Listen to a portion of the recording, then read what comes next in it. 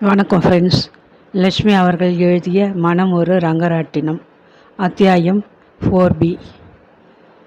வேண்டாம் என்று விகேந்திரன் ஒதுக்கிய தோசை, கேக், காஃபி எல்லாம் சடுதியில் அவன் வயிற்றில் மறைந்தன. அவர்கள் புறப்படுவதற்குள் உள்ளே சென்ற மூவரும் திரும்பிவிட்டனர். ஏமா, ஃப்ரூட் சாலட் கூட சாப்பிடலை? அப்பா பரிவுடன் அந்த பெண்ணை விசாரிப்பதை கேட்டது. காப்பி மட்டும் போதும்னு தானே சொன்னேன். இங்கே வந்து உட்கார்ந்துட்டா. வீட்டிலே கவனிக்க ஏகப்பட்ட வேலை இருக்கே. அமுத்தலாக பேசிக்கொண்டே கையில் ஆகப்பட்ட குரோட்டன் செடியின் இலை ஒன்றை அவள் கிள்ளி கொண்டே நடந்தாள். சதாசிவம் கூட காஃபி மட்டும்தான் சாப்பிட்டான். ஏன்? அப்பா கேட்டபோது விகேந்திரன் மூளையில் அந்த பெயர் பளிச்சிட்டது. கொஞ்ச நேரத்தில் அம்பாசிடர் நகர்ந்தது. கேட்டை தாண்டி கார் சாலையில் கலக்கும் வரை காத்திருந்தான். பில்லை கொடுத்துவிட்டு அவனும் கிளம்பினான். இப்போது நண்பர்கள் அவனுக்கு சுமையாக இருந்தனர். சாக்கு மூட்டைகளை உருட்டுவது போல் வழியில் அவர்களை தள்ளிவிட்டு தனியே நிம்மதியாக சிந்திக்க துடித்தான். பஸ் ஸ்டாண்டில் விட்டுடா. ரமேஷ் வழியில் இறங்கி கொண்டான். நானும் அட்டை போல் பாதி வழி வரை ஊட்டி கொண்டு வந்து துளைத்தான். வழியில் ஓர் இடத்தில் அவனையும் இறக்கிய பின் ஆக்சிலேட்டரை ஆத்திரமாக மிதித்தான். கார் பறந்தது. மூச்சை பிடித்து கொண்டு அவன் வீடு வந்து சேரும் முன் அப்பா வந்து விட்டிருந்தார். அதிசயத்திலும் அதிசயம். துறை ஊர் சுத்த கிளம்பியாச்சா? காலையிலே சக்கரம் கட்டிட்டு பிறந்திருக்க. முன்னறையில் பத்திரிகையை புரட்டியபடி சோஃபாவில் சாய்ந்து கொண்டிருந்தவர் அதட்டிய போது அவனால் தாங்க முடியவில்லை. கோபத்தில் அவனது அருமை மேசை ஆடியது. தட்டி கேட்க ஆள் இல்லாததால், என்ன அட்டகாசம் பண்ணுறீங்க? கேள்வியை மனத்திற்குள்ளே அடக்கி கொண்டான். திவ்யா வந்ததும் குச்சியை கிழிக்க வேண்டியது முதல் வேலை. கருவி கொண்டான். முகத்தில் பூத்த வேர்வையை கைக்குட்டையால் துடைத்து கொண்டான். ஞாயிற்றுக்கிழமை கூட வீட்டிலே கிடக்கணுமா? ஒரு கேள்வியை அப்பா பக்கம் வீசிவிட்டு மாடிப்படிகளில் ஏறினான். பார்த்தியா உன் பிள்ளையை? நேத்திய பையை எதிர்த்து பேசுகிறான். சிகரெட்டை எடுத்து பற்ற வைத்து கொண்டே மனைவியை முறைத்தார் ராஜாராம். தோளுக்கு மிஞ்சின பிள்ளை, ரொம்ப கண்டிச்சா நமக்கு தானே கஷ்டம். மாடிப்படி உச்சியில் நின்று அவன் ஒட்டு கேட்டான். அம்மா தன் பக்கம் பறிவதை கண்டு உள்ளம் நெகிழ்ந்தது. பாவம் அம்மா என்று உடனடியாக அவள் மேல் கனிவு. திவ்யா கல்யாணம் முடிஞ்ச கையோட இந்த பையலுக்கும் ஒரு கால் கட்டு போட்டுடணும். இவனுடைய சிநேகித பசங்களை எனக்கு பிடிக்கிறதே இல்லை. அவங்களோட சுற்றிட்டு கழுதியாக்கிட்டு வரான். திடீர்னு ஒரு நாள் எவளையாவது பிடிச்சிட்டு வந்து காதல் கத்திரிக்காயின்னு நம்ம மானம் கப்பல் ஏறிடும். ரொம்ப அசிங்கம். அப்பா சொன்னதை கேட்டதும் பொங்கி போனான் அவன். அப்பா சமூகத்தில் செய்யாத அசிங்கத்தை மகன் செய்து விடுவானா? பலே பலே. தனக்குள் முணுமுணுத்தபடி வழியில் எதிர்பட்ட வெட்ட மேஜை மீது ஓங்கி பலமாக குத்திவிட்டு தன் அறைக்குள்ளே சென்று படுக்கை மீது விழுந்தான். பள்ளி கடித்து கொண்டு தங்கையின் வரவிற்காக காத்திருந்தான். ஆங்கில செய்திக்கும் பின்னர் டெலிவிஷன் அணைத்துவிட்டு அப்பா படுக்க சென்று விட்டார். சிறிது பொழுதில் திவ்யா வந்தாள். சம்பந்தி அம்மாளுக்கு உட்கார நேரம் இருக்கவில்லை. உடனடியாக புறப்பட்டு விட்டாள். சுகுணாவிற்கு ஒரே களைப்பு. பேசக்கூட அவளுக்கு தெம்பிருக்கவில்லை. கதவை தாளிட்டு அவள் தூங்க சென்று விட்டாள். தங்கைக்காக காத்திருந்த விகேந்திரன் இடையே சும்மா இருக்கவில்லை. அவர்கள் வீட்டுக்கு வரும் திருமண அழைப்பிதழ்களை எல்லாம் ஒரு இழுப்பறையில் பத்திரமாக சேமித்து வைத்திருப்பது வழக்கம். இன்னைக்கு யார் வீட்டு கல்யாணம் என்ற அப்பா திடீரென்று கேட்டால் எடுத்து கொடுக்க உதவும் என்பதற்காகத்தான் அந்த பாதுகாப்பு. அப்பா உறங்க போன பின் மாடி ஹாலிலிருந்து அந்த மேஜையின் இழுப்பறையை திறந்து ஆராய தொடங்கினான். 50க்கு மேல் பெரும் கத்தையாக திருமண அழைப்பிதழ்கள் குவிந்து கிடந்தன. தோட்டக்காரன் துரைசாமியின் மகன் கல்யாண பத்திரிகையிலிருந்து நீதிபதி நித்யானந்தத்தின் பேரன் கல்யாண அழைப்பிதழ் வரை அம்மா ஒன்றையும் தூர போடவில்லை. அப்படியே அவைகளை கொத்தி கொண்டு தன் அறைக்குள் போய் படுக்கை மீது பரப்பி போட்டான். அப்பா அந்த பையனை சதாசிவம் என்று குறிப்பிட்ட நினைவு வந்தது. பத்திரிகையை கொண்டு வந்து பவ்யமாக முன்னறி மேசை மீது வைத்துவிட்டு அவன் சென்றதும் அப்பா அதை எடுத்து புரட்டிய போது அம்மா பின்னால் நின்றபடி சொன்னதும் நினைவுக்கு வந்தன. அடுத்த மாதம் 30ஆம் தேதி கல்யாணம். நடுவே கிட்டத்தட்ட 2 மாதம் இருக்கே. 30ஆம் தேதி நடக்கவிருந்த கல்யாணங்களின் பத்திரிகைகளை தேடி எடுத்து ஒரு புறமாக வைத்தான். அன்று எக்கச்சக்கமான கல்யாணம். அன்று மட்டும் 12 திருமணங்கள் நடக்கவிருந்தன. அவை ஒவ்வொன்றையும் பிரித்து நிதானமாக படித்தான். பெண், மாப்பிள்ளை, பெற்றோர் யாருமே அவனுக்கு தெரிந்த வட்டாரத்திற்குள் வரவில்லை.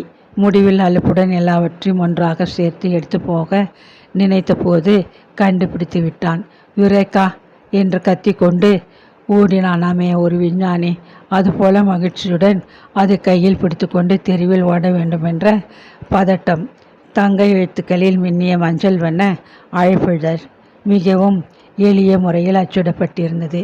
என் சகோதரி திரைநிறை செல்வி திலகவதியை பெரியோர்களால் நிச்சயிக்கப்பட்டு என்று வரிகளை படித்து முடித்துவிட்டு கடைசியில் இருந்த சதாசிவம் என்ற அந்த அண்ணனின் பெயரை படித்த போது அவனுக்கு விஷயம் முழுவதும் விளங்கிவிட்டது. மற்றவைகளை அடுக்கி மறுபடியும் அந்த இழுப்பு அறையில் கொண்டு போட்டுவிட்டு தங்கைக்காக காத்திருந்தான். திவ்யா மாடி அறிக்கை வரும் முன்னே அவன் வழியில் நின்று ஜாடை செய்தான். பெற்றோர்கள் காதுபடாது மாடி ஆளுக்கு அப்பால் இருந்த வெளி வராந்தாவில் இருவரும் சென்று உட்கார்ந்து கொண்டனர். டிரைவினில் தான் கண்டதையெல்லாம் விவரித்துவிட்டு சட்டை பையிலிருந்து அந்த திருமண பத்திரிகையை எடுத்து அவளிடம் கொடுத்தான். திவ்யா படித்துவிட்டு குழப்பத்துடன் அவனை பார்த்தாள். நீ என்ன சொல்ல போற? விலங்கலையே. தங்கை தலையை ஆட்டிய போது அவனுக்கு கோபம் பொத்து கொண்டு வந்தது. இரண்டும் 4ன்னு தெரியாத மக்கு. இப்போ நீதான் புரியலையா? டிரைவினில் அந்த பெண்ணை அப்பாவோடு பார்த்த நானும் நீதானே நினைச்சான். நான் கூட ஒரு நிமிஷம் ஏமாந்து போயிட்டேன். அப்படியே உன்னை உரிச்சிட்டு ஒரு பெண், ஏறக்குறைய உன் வயசிலே நம்ம அப்பா கூட காணப்பட்டால் என்ன அர்த்தம்? அந்த பெண், அந்த பிள்ளை சதாசிவம் 2 பேரும் சமூக வேலைக்கு அப்பால் பிறந்துவிட்ட நம்ம அப்பாவின் குழந்தை செல்வங்கள். சட்டப்படி உரிமை இருந்திருந்தா இத்தனை நேரம் அவங்க 2 பேரும் பங்களாவுக்குள் வந்து குடியேறியிருப்பாங்க. புரியறதா?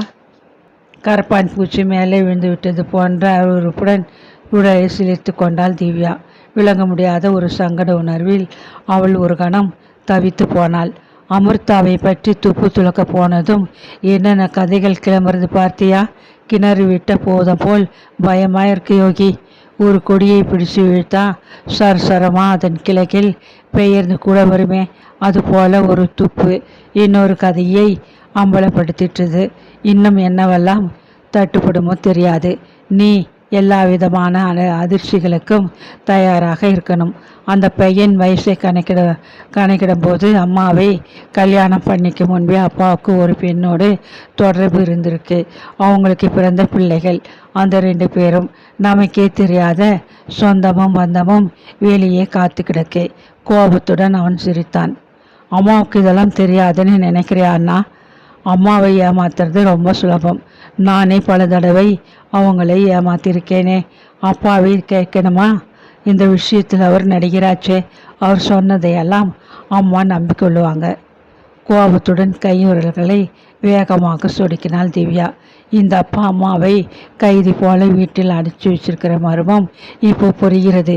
வீட்டிலே அலங்கார பொம்மையாக அம்மா இருந்தால் அப்பாவுடைய மோசடி எப்படி தெரிய வரும்? இன்னொன்று கவனிச்சியா? நம்ம அம்மா சொந்தக்காரங்க யாரையும் அப்பா வீட்டிலே அண்டை விடுறதில்லை. அவங்க ஏழைகள்னு நினச்சி அப்பா வெறுத்து ஒதுக்குறாருன்னு முதல்ல நினச்சி மனசு வேதனைப்பட்டேன். இப்போ விஷயமே வேறன்னு தெரிஞ்சு போச்சு. சொந்தக்காரங்க யாராவது வந்து அம்மா கிட்ட விஷயத்தை கேட்டு உடைச்சிட போகிறாங்களோன்னு அப்பாவுக்கு உதைப்பு. இல்லை திவ்யா, காரணமே வேற. அம்மா ரொம்ப அழகி. அதை பற்றி அப்பாவுக்கு பெருமை. தன் அழகான பொண்டாட்டியை மற்றவங்க யாரும் கண்ணால் கூட பார்க்கக்கூடாதுன்னு ஒரு பொசிசிவ்னஸ், பொறாமைன்னு வச்சுக்கோ. ஏன் இவர் மட்டும்? அதுதான் சொல்கிறேன். இவர் மட்டும் கண்களால் ஊரில் உள்ள அழகிகளை வாரி விழுங்கலாம். இவர் மனைவியை வேற ஒருத்தனும் பார்க்கக்கூடாது. அத்தனை சுயநலம். திவ்யா சற்று உரத்த குரலில் பேசிவிட்டான். இவர் தமது நடத்தியாலே மற்றவங்க வீட்டை அசிங்கப்படுத்தலாம். ஆனால் இவர் வீடு மட்டும் பரிசுத்தமாக இருக்கணும். இது என்ன நியாயம்? அதனால் தான் சொல்கிறேன், நம்ம 2 பேரும் இவருக்கு ஒரு பாடம் கற்பிக்கணும். என்ன சொல்கிற? ஓகே. பேச்சு குரல் கேட்டு சுகுணா விழித்து கொண்டாள். எழுந்து வெளியே வந்தாள். அங்கே என்ன பேச்சு? தூங்காமல் 2 பேரும் என்ன கொட்டம்? எரிச்சலுடன் அதட்டவே அண்ணனும் தங்கையும் திடுக்கிட்டு எழுந்து விட்டனர். அத்தியாயம் 5. மறுநாள் மாலை அப்பா வெளியே கிளம்புவதை கண்டதும் யுகேந்திரன் தங்கைக்கு ஜாடை காட்டினான். லைப்ரரி வரை அண்ணனோடு போயிட்டு வரேம்மா. திவ்யா பதிலுக்கு காத்திராமல் கிளம்பிவிட்டாள். நீலாம்பாசிடரை சற்று தொலைவில் பின்னால் வேகமாக தொடர்ந்தான் யுகேந்திரன். கல்யாண பத்திரிகையில் கண்ட அந்த முகவரி அவனுக்கு மனப்பாடமாகி இருந்தது. கோதண்டராமன் தெரு, நம்பர் 8, ராயப்பேட்டை. ஓட்டு வீடுகளும் இடையே சில மாடி கட்டிடமும் கொண்ட நெருக்கமானதொரு தெரு அது. அதற்குள் அம்பாசிடர் நுழைவதைக் கண்டு யுகேந்திரன் சற்று தொலைவில் இருந்த ஒரு சந்தில் தங்கள் வண்டியை நிறுத்திவிட்டு இறங்கினான். தூறல் சன்னமாக விழுந்து கொண்டிருந்தது. அண்ணனும் தங்கையும் வேகமாக நடந்து வந்து அம்பாசிடர் என்ற வீட்டுக்கு எதிரே காணப்பட்ட ஓர் ஓட்டு வீட்டு திண்ணை மீது ஒதுங்கி கொண்டனர். அவர்களுக்கு அனுகூலமாக சாரலை தடுக்க ஒரு பழைய சாக்கு படுதா பல பொத்தல்களுடன் தூங்கி கொண்டிருந்தது. காலை நீட்டியபடி நடையில் ஒரு கிழவி உட்கார்ந்திருந்தாள். மழை ஆரம்பிச்சிடுச்சு, உங்கள் திண்ணையிலே சற்று ஒதுங்கிக்கிறோம் ஒதுங்கிக்கிறோம் உத்தரவு கேட்டான் அவன். கிழவி ஒரு மாதிரியாக அவர்களை பார்த்தாள். என்றால் முடிவில். திண்ணையின் மூலையில் சுருண்டு கிடந்த சொறி நாயை கண்ட அருவருப்புடன் உடம்பை சுருக்கி கொண்டாள் திவ்யா. அவளுக்கு நாய்கள் என்றாலே அலர்ஜி. அந்த பக்கம் பார்க்காதே, எதிர்த்த வீட்டை இந்த பெரிய ஓட்டை வழியாக பார். அண்ணன் அதட்டினான் மெல்லிய குரலில். அவள் பார்த்தாள். தெரு மிகவும் குறுகலாக இருந்தது. எதிர் வீட்டில் நடப்பது பேசுவதெல்லாம் சினிமா படம் போல திண்ணையில் இருப்பவர்களுக்கு தெரிந்தது. தாழ்வாரத்தில் நாட்காலியில் உட்கார்ந்திருந்தார் அப்பா. தரையில் உட்கார்ந்திருந்த திலகவதி அட்டை பெட்டிகளை ஒவ்வொன்றாக எடுத்து அவரிடம் கொடுத்து கொண்டிருந்தாள். உள்ளே இருந்த புடவை நகைகளை அப்பா பார்வையிடுவது புரிந்தது. கல்யாணத்துக்கு வாங்கினதை அப்பா கிட்டே காட்டுறா. ஆமாம், இதுக்கெல்லாம் பணம்? இடத்தை பார்த்தா ரொம்ப ஏழைகளாட்டமா இருக்கு. கிசுகிசுத்தாள் தங்கை. அப்பா கொடுத்திருப்பார், இது கூட தெரியலையா? ஆத்திரப்பட்டான் அண்ணன். சிறிது பொழுதில் உள்ளே இருந்து வந்த சதாசிவம் தட்டு ஒன்றின் மீது வைத்து கொண்டு வந்த குளிர்பானத்தை அப்பா எடுத்து குடிப்பது தெரிந்தது. வீட்டிலே அப்பா கூல்ட்ரிங்கை கண்டாலே எரிஞ்சு விழுவார். இங்கே பார்த்தியா, திருப்தியாக எடுத்து குடிக்கிறார். வெளியில் வந்ததும் தன்னை எப்படி அட்ஜஸ்ட் பண்ணிக்கிறார் பார்த்தியா? கோபத்தில் வெடித்தான் யுகேந்திரன். சரிம்மா கண்ணு, எல்லாம் உன் மனசுக்கு பிடிச்சு தானே இருக்கே, சந்தோஷமா? அப்பாவின் குரல் கணீர் என்று கேட்டது. வெளியே வர அவர் எழுந்தார். வாசல் வரை வழிவிட வந்த பெண்ணை திவ்யா கவனித்தாள். தன்னையே கண்ணாடிக்குள் பார்ப்பது போல ஒரு நினைப்பில் அவள் அதிர்ந்து போனாள். அண்ணன் சொன்னது உண்மைத்தான். சாயலில் அந்த பெண் அவள் போலவே இருக்கிறாளே. வரட்டுமா? கேட்டபடி ராஜாராம் வண்டிக்குள் ஏறுமுன் சதாசிவம் அருகில் வந்தான். உங்கள் உதவிக்கு ரொம்ப தேங்க்ஸ் அப்பா.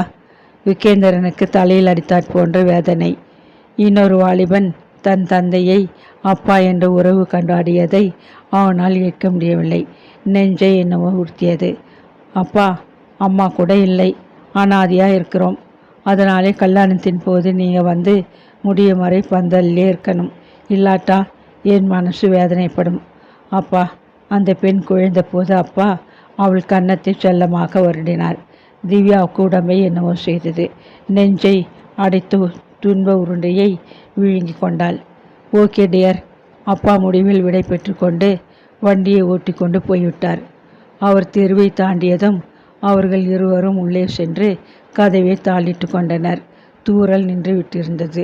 அழுக்கு சாக்கு நின்று எழுந்த மக்கள் வாசனையை பிடித்து கொண்டு சுவாசம் திணற நின்ற அண்ணனும் தங்கையும் வெளியே வந்தனர். போயிட்டு வரோம், நன்றி, கிழவியிடம் சொல்லி கொண்டு தெருவில் நடந்தனர். வண்டி சாலைக்குள் வந்த பின்னர் தான் தீபாவுக்கு பேச்சு வந்தது. என்ன அநியாயம் பார்த்தியா? இதை அம்மா காதில் போடாமல் இனியும் ரகசியமாக வைப்பதில் அர்த்தமே இல்லை. நீ அவசரப்படுறையே. நாம் வகுது திட்டத்தின் முதல் கட்டத்துக்கு கூட வரலையே. பொறுமையாயிரு. அந்த பெண் திலகவதி நம் அப்பாவை சொந்தம் கொண்டாடியதை கேட்டு என் ரத்தம் கொதிச்சு போச்சு. சீறினாள் தங்கை. எனக்கு மட்டும் எப்படி இருந்தது? அந்த பயல் அப்பா அப்பான்னு கூப்பிட்டப்போ என் உடம்பெல்லாம் நடுங்கிற்று. இதுக்கெல்லாம் நாம் ஒரு முடிவு கட்டணும், இல்லாட்டா தாடை இறுக கோபத்துடன் வண்டியை வேகமாக செலுத்தினான் யுகேந்திரன்.